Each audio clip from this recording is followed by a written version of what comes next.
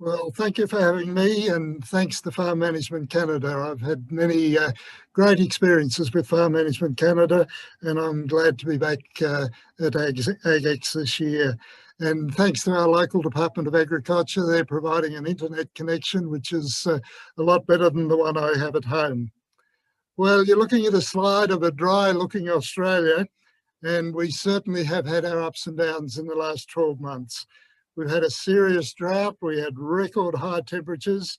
We then had, as you probably know, horrendous bushfires over our last summer, then COVID-19. Then we had floods in certain areas, and now we have a wonderful season in most parts of Australia. We've got a massive grain harvest going on as we speak.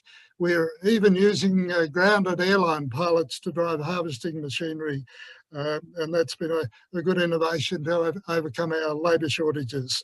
But our horticultural industries do have those labour shortages, and I imagine in Canada, in certain parts, that's the same issue without having immigrant labour in our countries.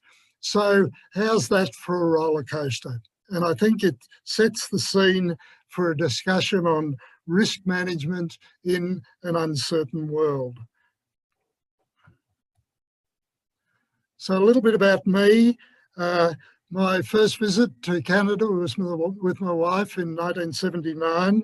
Then in around about 1990, we became indebted to Canadian taxpayers. Our son spent a year at high school in Vanderhoof, way up in northern BC, had a wonderful time, and we're forever grateful for that experience.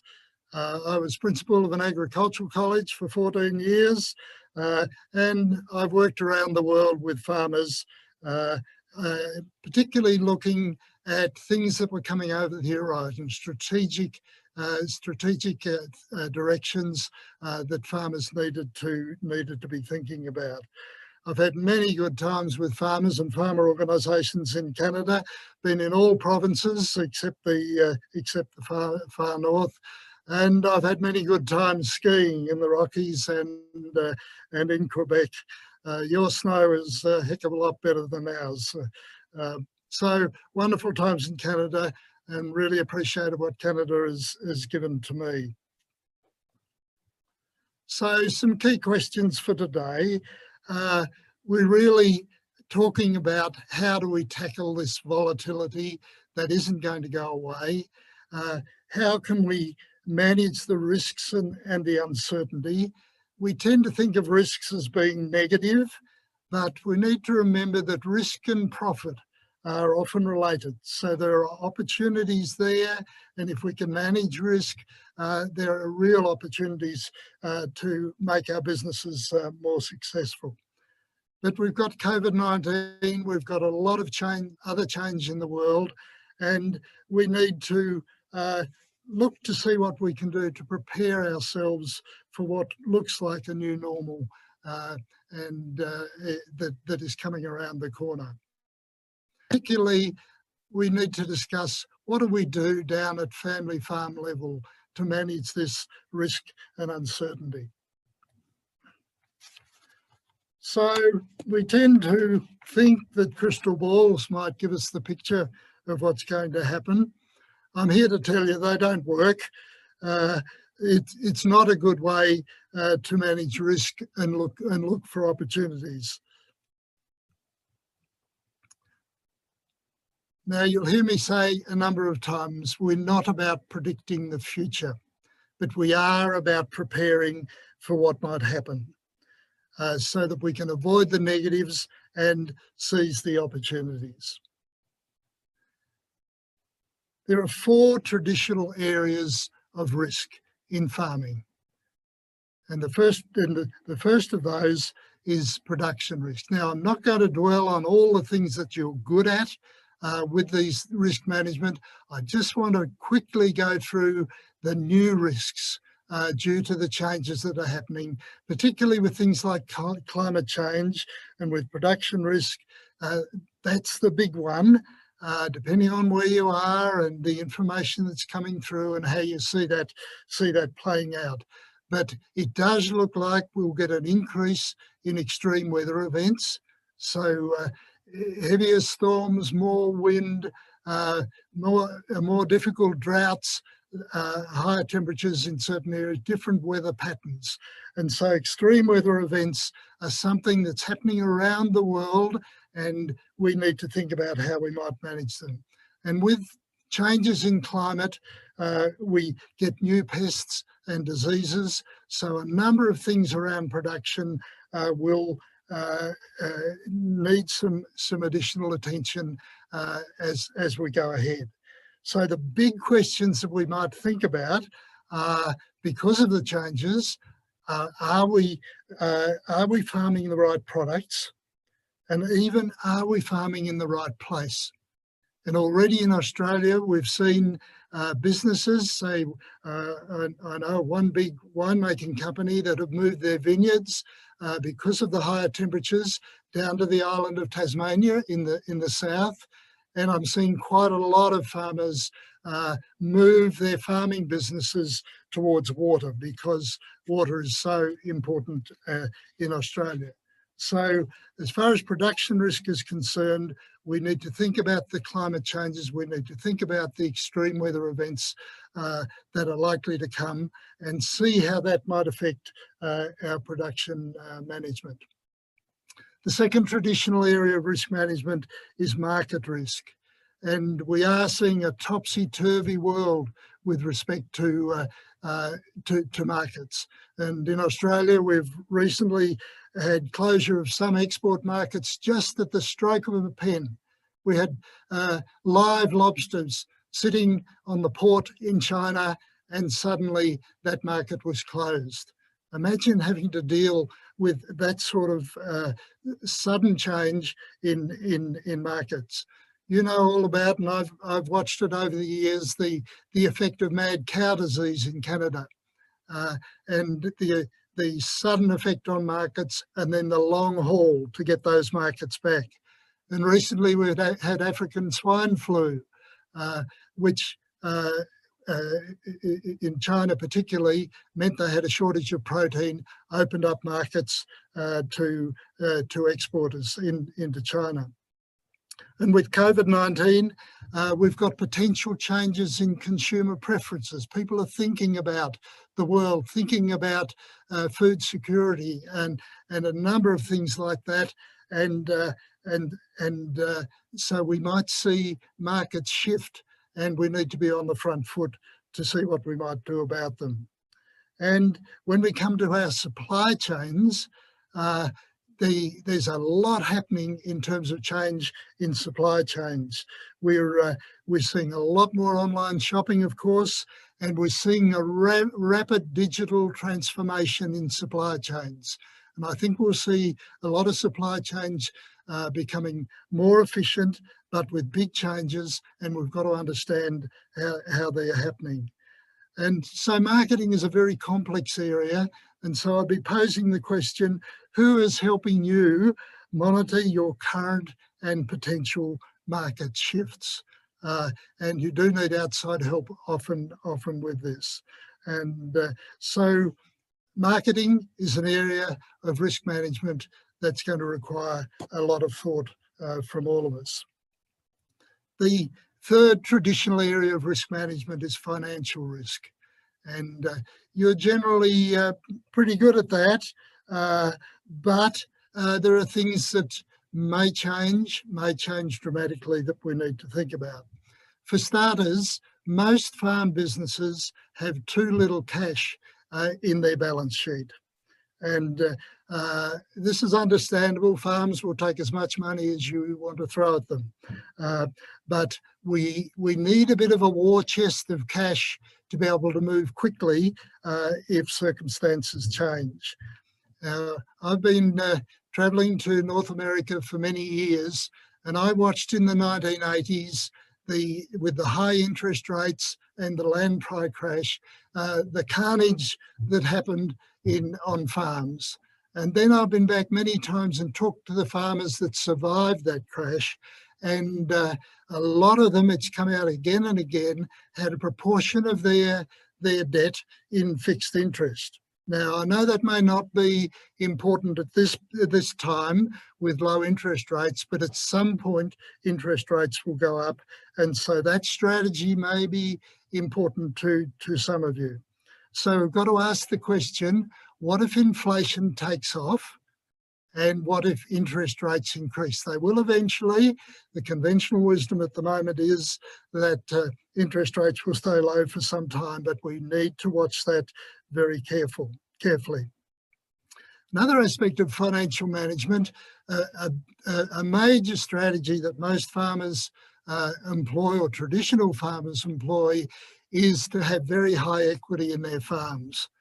Now, the danger of this is that we tie up large amounts of capital in our fixed assets, and we don't have enough money to make our operating capital work in the best sort of way.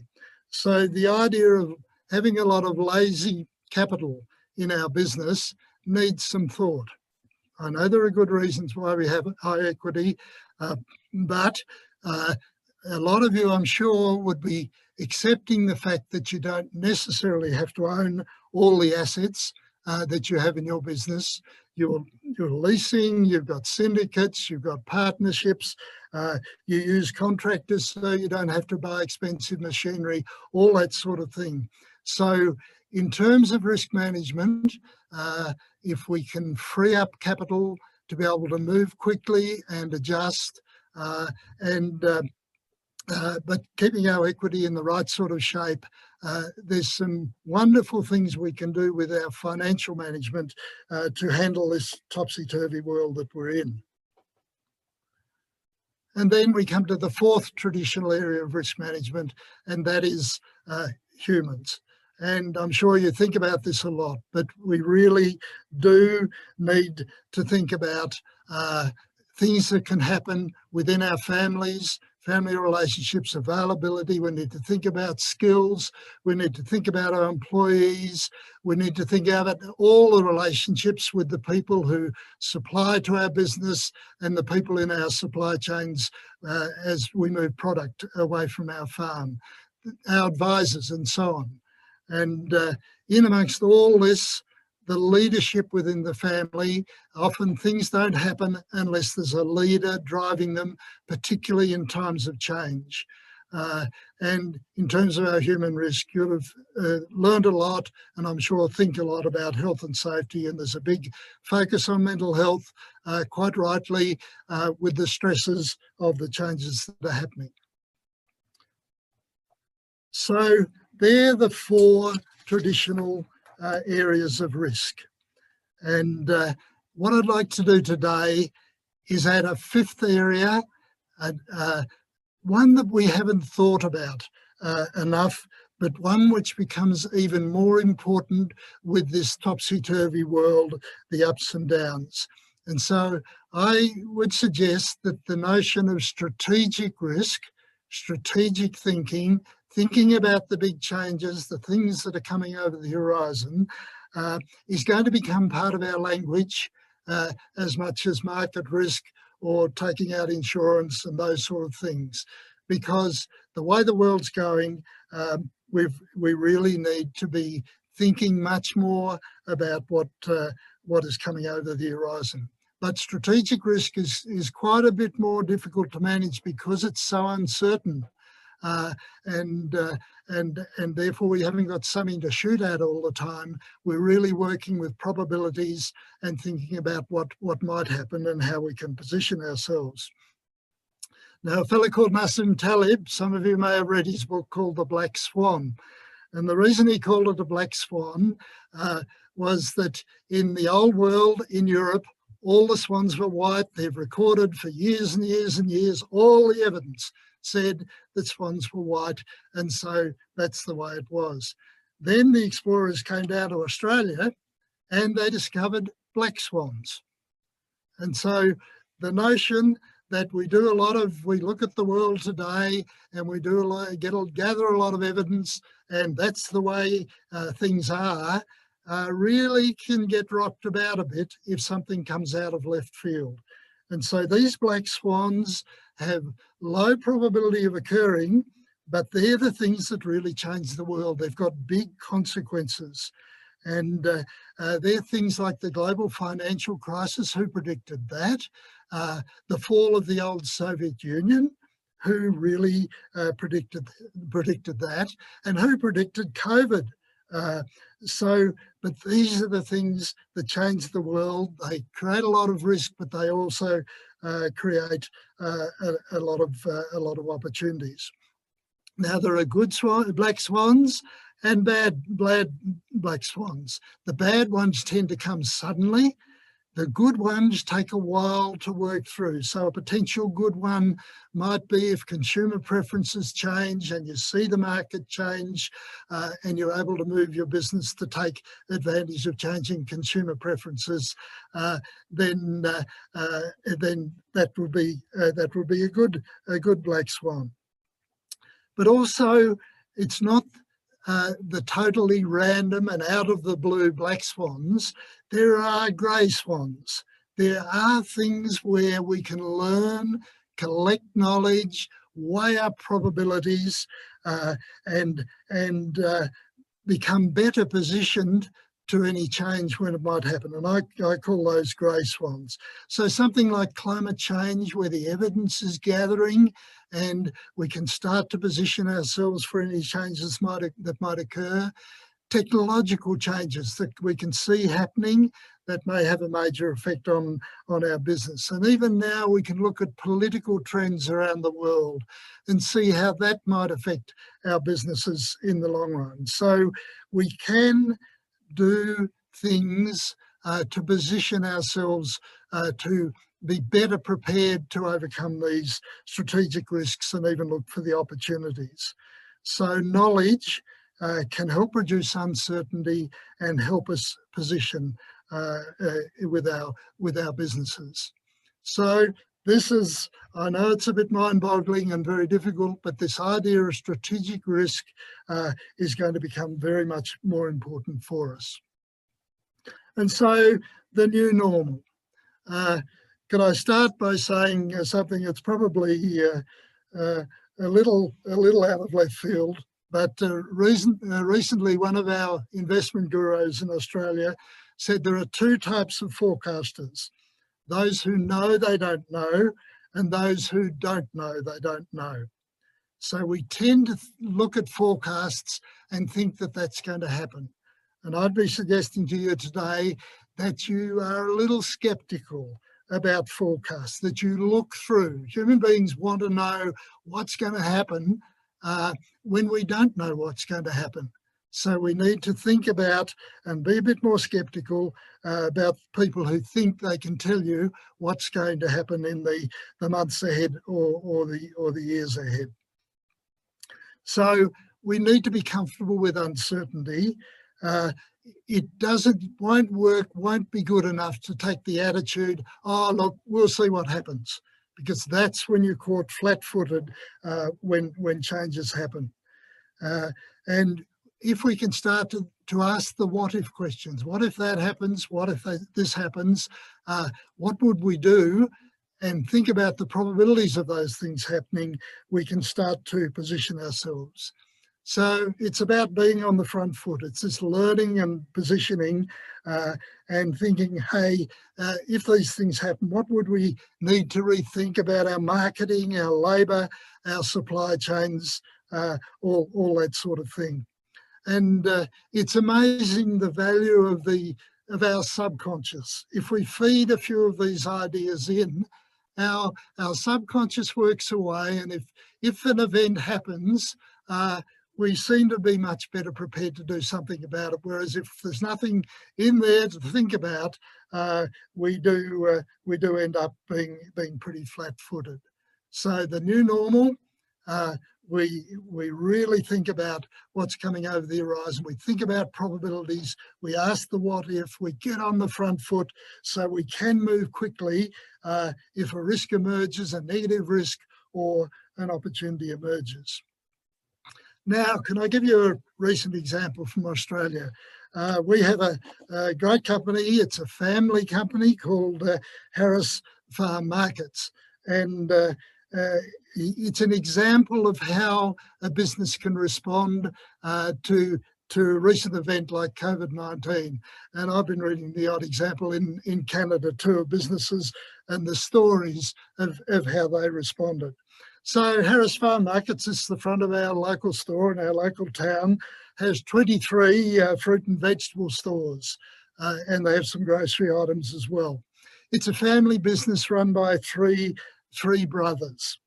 So let's go back to Tuesday, March the 10th, 2020, this year. In Australia, the positive COVID test numbers were starting to increase. The sales of Harris Farm Markets, one of the directors, Tristan Harris, was looking at the figures and he saw that sales were up 30%. And very quickly after that, sales of fruit and vegetables in their stores went up 170%. We had panic buying, as I guess you probably did as well. Now, Tristan was the early warning system. He was watching the figures and trying to work out what was going on. And if you think about a difficult business to respond to those sort of increases in demand, you couldn't go further than trying to get fruit and vegetables into your store while you're looking after your staff at the same time. So Tristan had 2 days to plan, and it was over a weekend. He put together an event team with 2 main tasks. The first one was to look after the health of their staff, because if their staff didn't come to work, they didn't have a business. The second one was to work through the ability to keep their shelves full when this phenomenal increase in demand was occurring. They even managed to get Perspex screens to protect their staff in all their stores within 36 hours. Now, Tristan, being on the front foot, he ordered 200,000 face masks at $2 each. He would have paid much more than that a week later and much more a fortnight later. And he ordered hand sanitizer again at reasonable prices. Over time, the online business, they've got an online business as well as their shops, went up 5 times. And then a little later, their online business went up 10 times.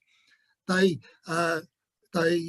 took over a providore. There was a providore. The cruise ships had stopped coming. The hotels didn't need providores. So they found a providore, had warehouses, trucks and so on, expanded their online business.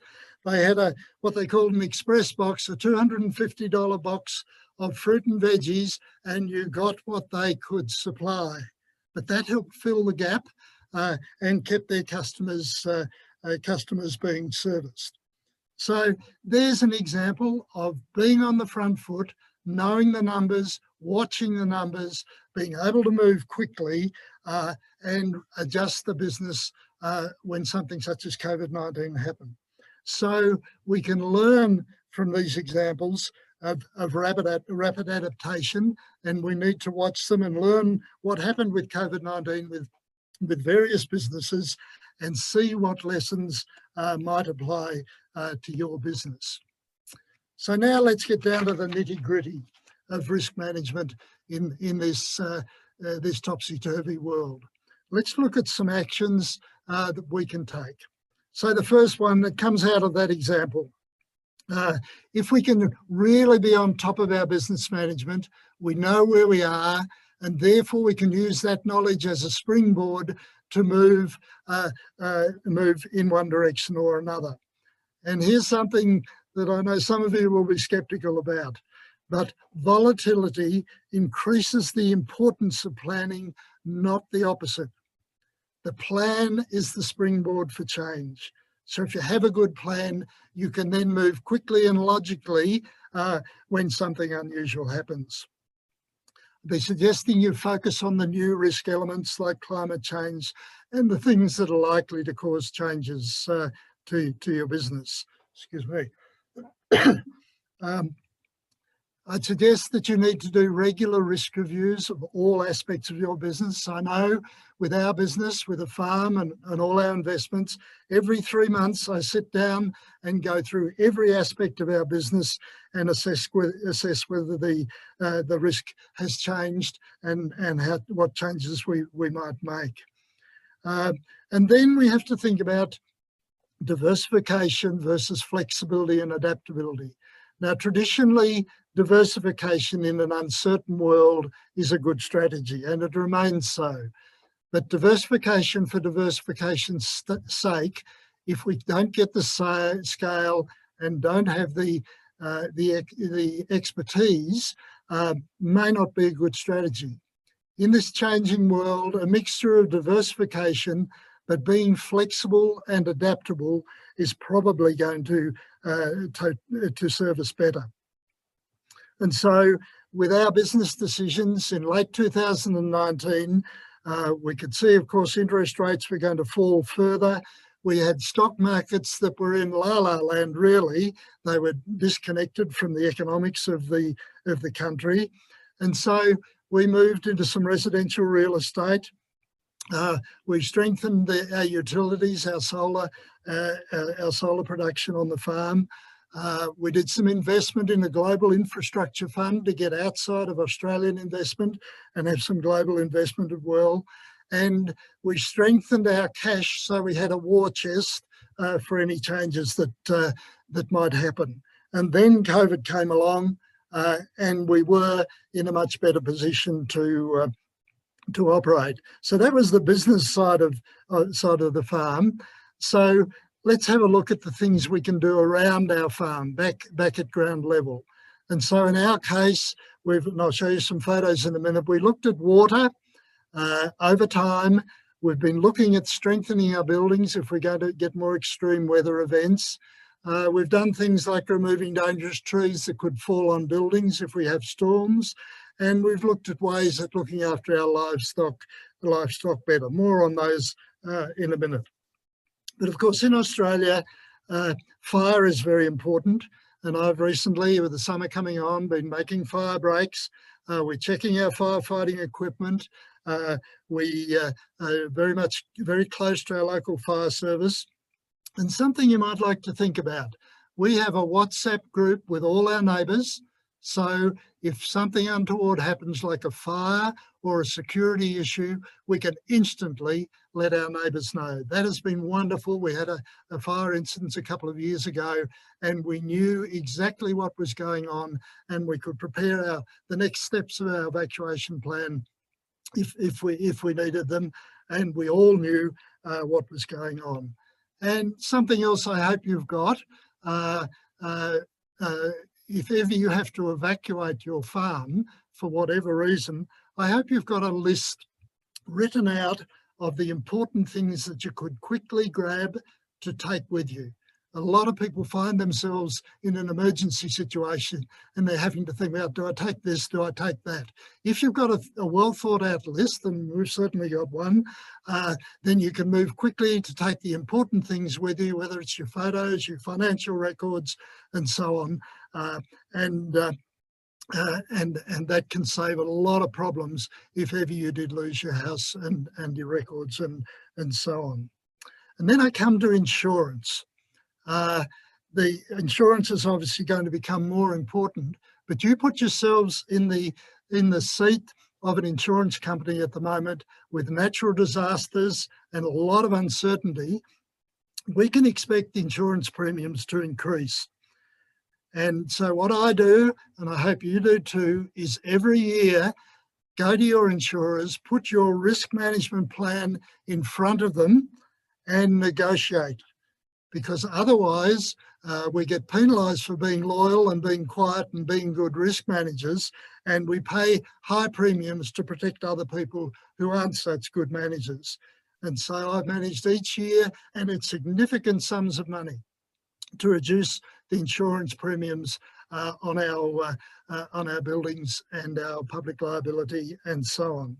And I know in Canada you've got a lot of good insurance schemes for weather events, for livestock prices and risk management generally.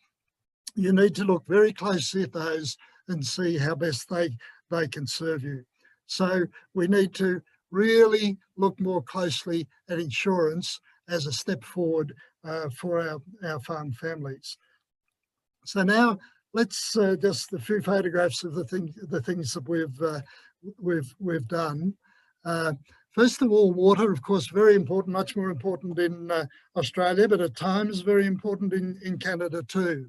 In 2001, we did our first bore because our local creek was failing and the water quality wasn't so good. So a basic bore. Then as I learned more about climate change, I saw we needed more water protection, more drought protection on our property. And so in 2010, we put down a second bore and we bought an irrigation license, a tradable irrigation license as well. In 2014, we did a third bore. And during this really tough, one of the worst droughts in history that we were through ending last year, we had enough water to carry on normally. Neighbours had to destock, had no stock water, and our local town was on the most severe of water restrictions. We had protected ourselves from that risk. And then the seasons turned and we got heavy rains. And so recently we've been doing drainage work to protect one of our buildings where the foundations were risking to be undermined by too much water getting through under this particular building. And the picture on the right is a stump of a gum tree that we cut down because it was threatening if we got severe storms to fall over one of our cottages. And when we cut it down, we discovered it was rotten and the chances of that accident happening were quite high. So we go to our insurance companies and we lay this all out in front of them of the way we're mitigating risk, and it does help us reduce our premiums. And we've strengthened buildings. This is an old building, nearly 100 years old.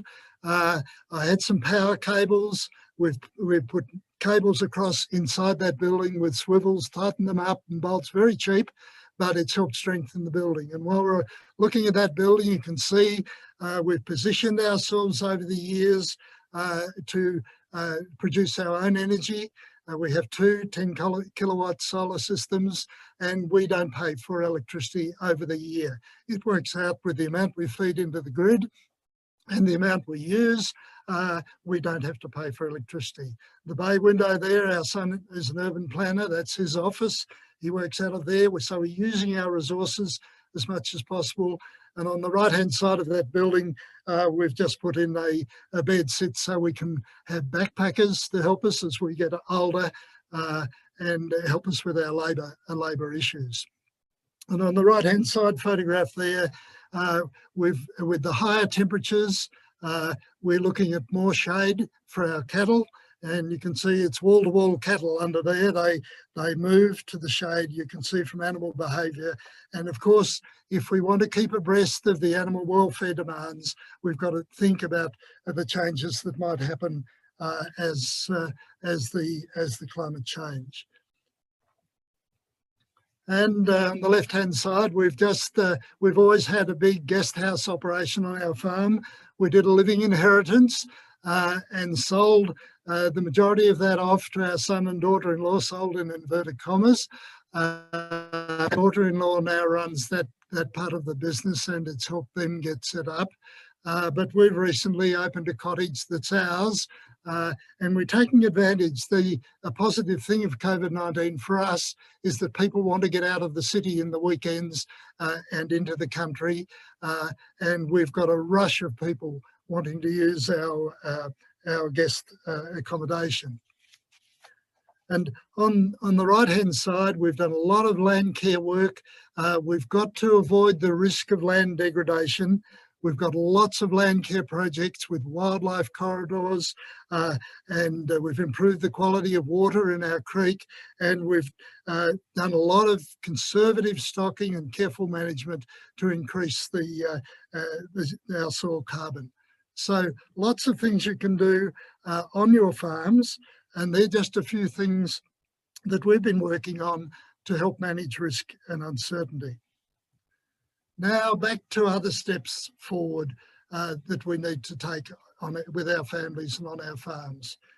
Possibly the biggest risk of all is relationships, particularly family relationships, because if the family relationships fail, often the business fails as well. And so with the uncertainty in the world, we may be finding that there's extra stress due to the changes and due to the uncertainties. And we've really got to work hard to try and head that off at the pass. And also, we've got the ongoing issue of different attitude to risk between generations. Older people are naturally more conservative. They haven't got time to rebuild. Younger people want to make changes and move forward. And so things like having trials, things like younger people going and working with innovators so they can then get more evidence to prove the changes they want to make are sensible and don't create undue risk. Those sort of strategies to manage the risk differences between generations, but that can cause a lot of stress. So we've got to have really good communication with our family meetings, with our business meetings, and using outsiders with advisory boards as well. In our family, we've had family meetings. We're a simple family. We've only got one son and a daughter-in-law and 2 grandchildren. But we've been having family meetings for over 20 years. They're automatic and they're much more strategic now. We have operational discussions, but the most important discussions are about strategy and where things are happening. But can I give you a tip that my wife knows well? And that is we always have a good meal before we have a family meeting. So people are feeling comfortable and happy, and it makes it a lot easier to get through the difficult stuff. We have agendas and we have minutes. With an agenda means everyone prepares before they come to the meeting, and the meeting is likely to be a lot more productive. And holidays need to be the first thing that are put in the calendar every year, because if we don't do that, often we miss out. And having fun together and having time off is just so critical. We must not get into the situation of work, continuous work, and gradually flattening of our batteries, particularly with the stresses and strains of all the changes that are happening. And so I say stress and fatigue are often the guilty parties in relationship breakdowns. So we have to do what we can to reduce stress and fatigue, and we'll be able to manage our relationships a lot better. And it's not only relationships within the family, it's relationships with our supply chains as well. And so, as I've said, we're likely to see big changes in the way our supply chains work. COVID-19 has really pressed the green button on a lot of changes that are happening, and we need to monitor them and keep our relationships in good shape, and keep our reputations with our supply chains in good shape. And we've got to be prepared to develop new relationships, because in some cases we may need new supply chains with some of the marketing and product changes that are occurring. So strengthening relationships, an absolute key task for all of us, worth a lot of effort, worth some leadership, and worth really thinking about in handling the risks and the stress and the change that's happening. And so, yes, we are a camping family. We go camping as a family and as individuals. And these 2 pictures you can see on the left-hand side, one son, daughter, 2 grandchildren on a beach in Western Australia, about as far away from home as you can get, relaxing, but at the same time getting a perspective and learning a lot. And a bit of a story I'll give you later on that. And on the right-hand side, my wife and I on the same beach during one of our trips. So holidays, having fun together, relaxation, absolutely critical as we go into the times ahead. So back onto some more steps forward. So we've talked about some of the actions that farm families can take to handle the volatility and manage risk. We've just talked about the importance of relationships. Let's look at a few more things we can do to help us manage those black swans and grey swans that are coming our way.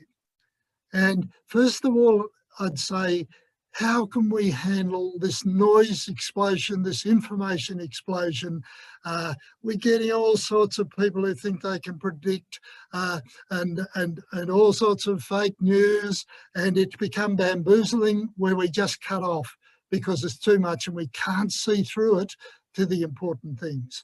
So I'd be suggesting a strategy for you and your family businesses is to pick a few really good information sources and just focus on those. Don't worry about the noise. Let the noise go whoosh over your shoulders and focus on the really good information. Otherwise, we can get bamboozled with the different opinions and the fake news and so on. And also, put the latest worries in context. That great producer of quotes, Mark Twain, said once, "I am an old man and have known a great many troubles, but most of them never happened." And so I direct that particularly to our pessimists. And our pessimists often make it hard on the optimists as well. We worry about lots of things and most of them probably aren't going to happen. I know some days it looks as though the sky will fall in, but it doesn't. And so we have to be able to step back, think about that Mark Twain quote, "I'm an old man, I've known a great many troubles, but most of them never happened." Think about that and try to get things in perspective as we go on. And as I've said with that Harris Farm Markets example, study those businesses that have successfully responded to COVID-19. Right, now let's put our thinking caps on. I want to talk about something that is quite serious, and I'd really love you to have a crack at it in terms of risk management. Let's take something like your market risks. Let's say that in a week or 10 days, you're going to get together with your family and your advisors, and you say to everyone beforehand, let's look at the major risks we have with our marketing. Let's draw up that list. Then, against each possible event, risk event, let's give us a probability, let's say from 1 to 5, 1 that the chance of it happening is pretty low, up to 5 that the chance of it happening is pretty high. Then let's look at the consequences of each of those risks, how serious it would be if those events happen.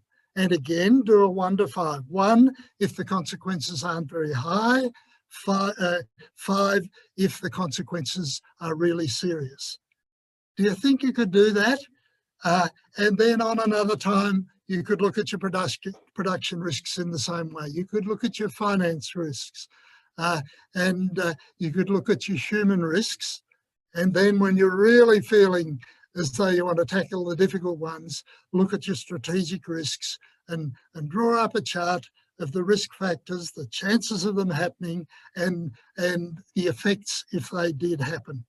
Do you think you could put some energy into doing that? If you did that, you're starting to get really serious about risk management.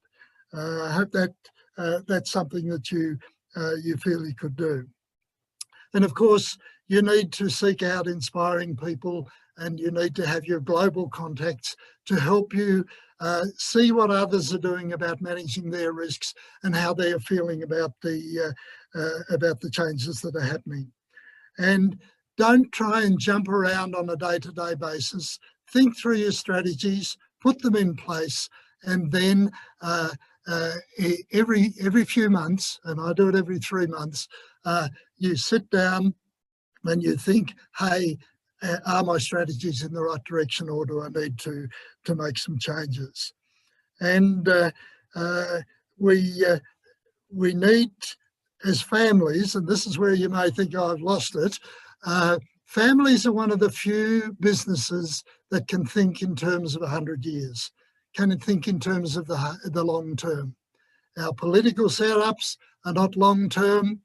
Capitalism discounts the long term and thinks about the short term, but families can think about the long term. Now, our grandchildren will probably be alive at the end of this century. And so we've been doing some thinking as a family without legalities and without trying to rule from the grave. What could we do to manage risk for our family with all the potential things that might happen during this century? And so we're working on values, we're working on skills, on really having a learning culture within our family to help manage the changes.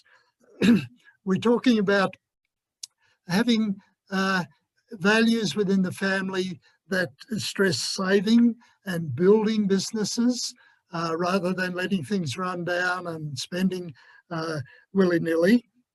And this is really where you think I've lost it. We are talking about the idea that at least some of the inheritance that our children might receive and our grandchildren might be, without legalities, held in trust, so that there is a buffer from generation to generation that can help build resilience to handle some of the changes that our families might have to deal with. Now, you'll be sceptical about some of that, but it's just a thought I throw out, that at least with families, we can think longer term and we can think about risk and uncertainty longer term and start to do some things that might help our families be very strong 50 or 100 years ahead. So see what you think about that. And so, in summarising these thoughts on risk management, we know that volatility is now a given. We need to be comfortable with uncertainty because we need to manage it in a logical and stress-free way. We need to really strengthen our strategic thinking and ask the what-ifs about things that might happen. We need to be on the front foot to prepare for sudden changes and learn to work with probabilities to a degree, probabilities of things happening that might help us think, hey, we better learn about that a bit more. We need to look after our relationships and we need to be all the time learning and positioning ourselves on the front foot to be able to manage the changes. And I picked up a quote recently from Nora Kozlowski at the Melbourne Business School, one of our universities, and she said, if the economic crisis unleashed by COVID-19 has taught us anything, it's that what you know matters a great deal, but not as much as willingness to learn. And so the businesses that are creating success out of COVID-19 are the ones that are learning quickly and thinking about what the new normal might be and what the changes coming down the track might be. And I do like this quote by Danny Kleinfelder from the US, the future belongs to those who see the possibilities before they become obvious. And so strategic thinking really helps us to do that. And so to finish off, with a bit of an analogy. In 2019, my wife and I decided to do an outback camping trip around Australia. We went through an exercise similar to farm planning. We did a lot of research as to where we might go and what we might do. We set objectives. We wanted to visit friends on cattle stations. We wanted to learn about the mining industry in Western Australia because we didn't know much about it. We wanted to see the country, and of course we wanted to have fun. So we drew up a plan, an itinerary, and we gave that to our son and daughter-in-law, and our 10-year-old granddaughter picked it up and she drew this map. And we were going anti-clockwise around Australia. So that was the plan. We worked out also where we needed, because we were planning and we were in the outback, where we needed to carry extra fuel. We worked out the equipment we needed in case of breakdowns or getting stuck in mud or in sand or whatever. We worked out our food and water needs. We worked out our safety equipment. We carry emergency beacons, CB radio, that sort of thing. And of course, we did the budget as to what this was going to cost. So do you think our trip went according to plan? Of course not. We had closed roads. We had closed national parks. We had a 1,000 kilometre detour for a medical test for my wife, just to make sure we were right. It was negative, thank goodness. But a 1,000 kilometre detour for a medical test.